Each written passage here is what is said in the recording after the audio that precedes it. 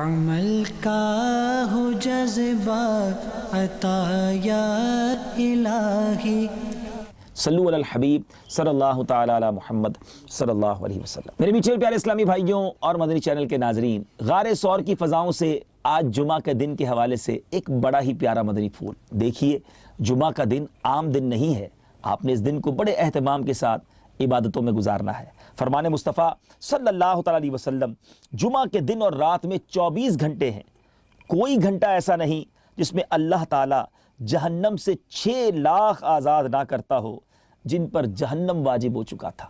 گویا ہر گھنٹہ 6 لاکھ گناہ گاروں کی بخشش ہوگی. اور اگر کیلکولیٹ کریں تو 24 گھنٹے میں 1,44,00,000 جہنم سے آزاد ہوں گے. تو یہ دن ہم نے کیسے گزارنا ہے؟ اس دن تو یہی تڑپ ہونی چاہیے کہ یا اللہ آج اتنے بخشے جائیں گے، ان بخشے جانے والوں میں میرا نام بھی لکھ دے، میرے ماں باپ کا نام بھی لکھ دے، میرے گھر والوں کا نام بھی لکھ دے.